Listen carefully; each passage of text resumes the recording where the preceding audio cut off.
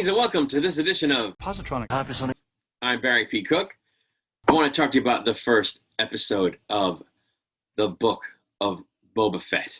It starts off with Boba in a tank, like a healing tank like Luke was in after being attacked in the beginning of Empire.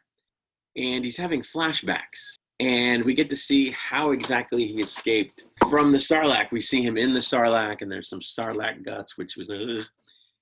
And we see how he manages to escape. We see his point of view through the helmet, which was cool. We've never seen that before.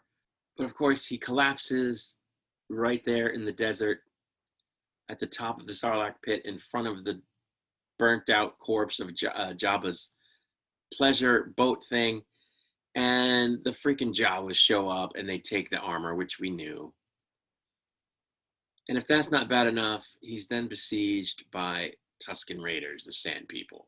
Now, at this point, he's got the mask off, the helmet off, and he looks exactly the same as he does in the rest of the episode, which takes place in the present setting of the show, and exactly the way he looked on The Mandalorian, which takes place in the same time period.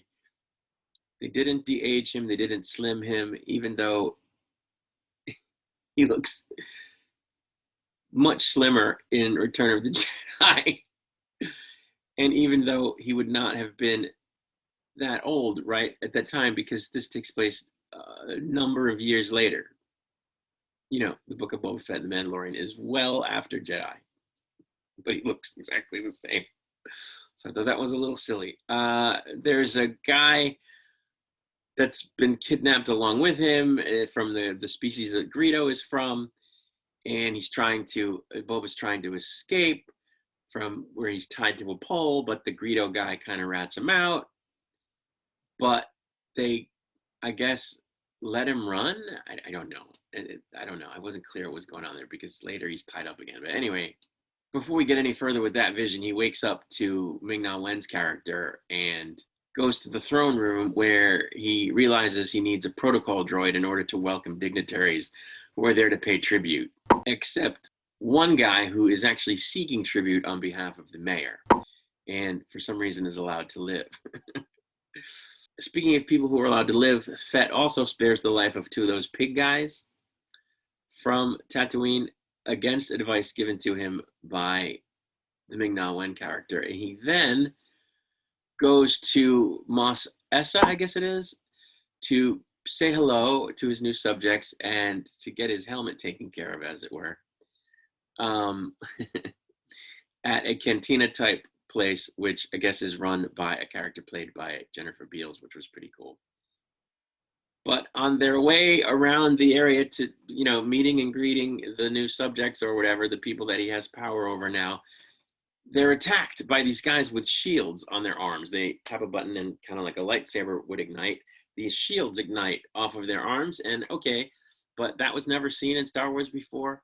It certainly hasn't been seen in the sequels, so it's one of those things like, well, we never see this again, so why would you do it? I don't know, it's a nitpick, I guess, but it was cool in the scene, but it seemed out of place to me.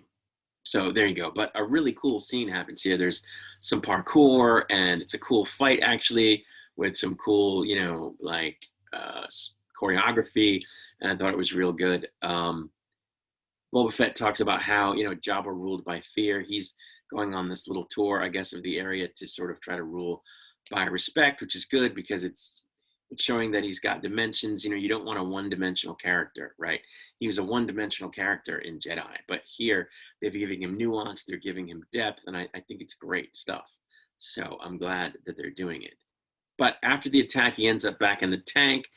For more flashbacks, apparently he was taken out to the middle of the desert with the Greedo guy to dig for balls of water in the sand under the lash of one of the Tusken Raider young people, at which point they accidentally wake up a horrendous looking monster that lives under the dirt with like 6 limbs that kind of stands like a horse, but also up on its thing, and it's really tall, and 4 arms that in addition to the legs it's standing on, and it was quite menacing and ugly.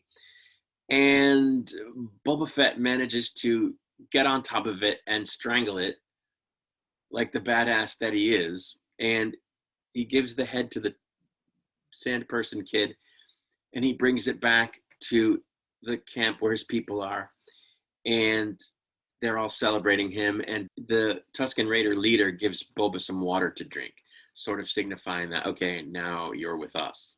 So it was basically how Boba made his bones, I guess, with the Tusken Raiders. So I thought it was a really good premiere episode.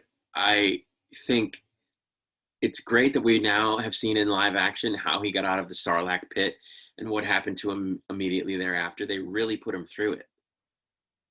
The Tusken Raiders do. They drag him through the desert. Part of the time he's standing and he's tied to the back of a bantha, which of course is single file, right? There's a row of them. Single file to hide their numbers. And so that was very arduous. But at one point he even collapses and they're like dragging him across the desert, you know, before they then deprived him of food and water for a while and tied him up to a post in the ground and left him out in the sun. He really goes through it. And yet he still keeps coming. He still, is trying to escape. He still fights. He still kills that monster. He doesn't let it break him down. He still just pushes through. And I think it just shows how strong the character is, which is great.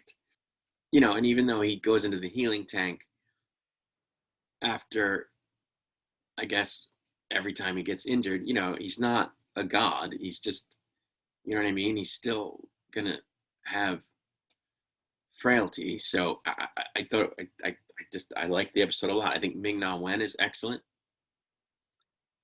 I thought it was a great episode. I love that we're seeing the Sand People. And I can't wait for the next episode. I think this is going to be a really good show. But that's really all I have to say about it.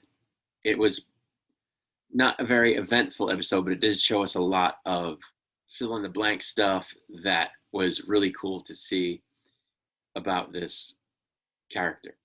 And I'm looking forward to the rest of the season. I'll be back with a review of the next episode.